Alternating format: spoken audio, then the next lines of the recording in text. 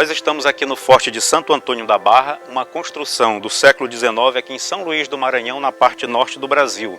Nós queremos falar de coisas importantes, coisas de valor, porque no período pós-pandêmico é preciso que as cidades, os estados e também os países tenham estratégias para vencer os desafios.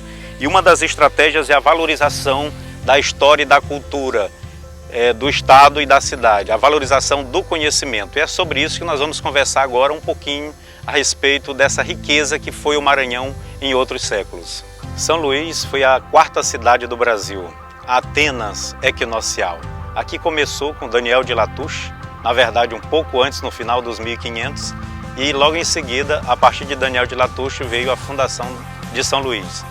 São Luís era a quarta cidade do Brasil, ligada diretamente ao primeiro mundo, ligada à Europa.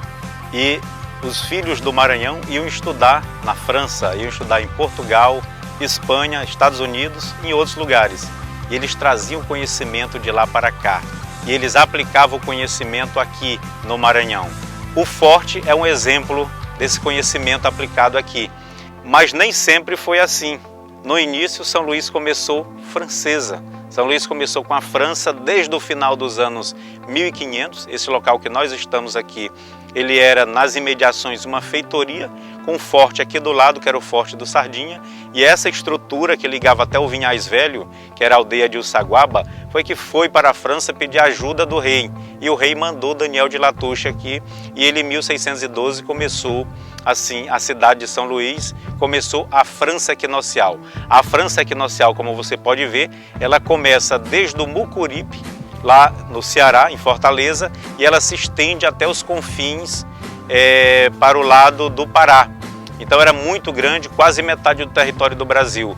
E ela foi muito importante. O Ceará pertencia ao Maranhão, o Piauí pertencia ao Maranhão, então um período muito graúdo.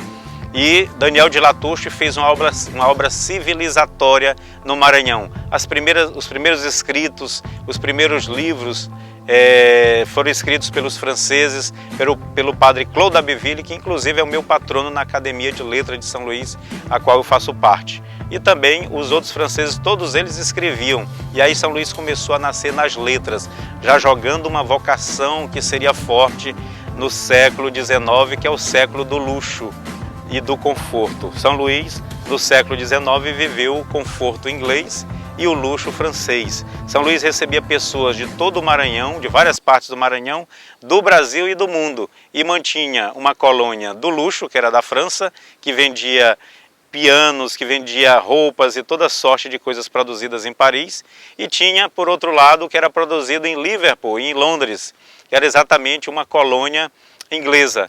E também recebia pessoas, muita gente de Milão, de Roma, da Itália, enfim, pintores, grandes paisagistas, e aqui fizeram uma civilização. Então São Luís era uma capital de todos. E depois, com o passar dos anos, o passar dos séculos, São Luís acabou caindo um pouco no marasmo. E aí as outras cidades, Belém, Fortaleza, Teresina, começaram a crescer e São Luís foi perdendo assim o posto número 1 de cidade do Brasil.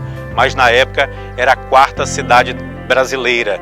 E isso é o que nós queremos falar exatamente nesse período pós-pandemia, que a gente precisa redescobrir essas potencialidades e transformar a capital maranhense novamente nesse celeiro que abriga e dava emprego a pessoas do estado, do país e do estrangeiro.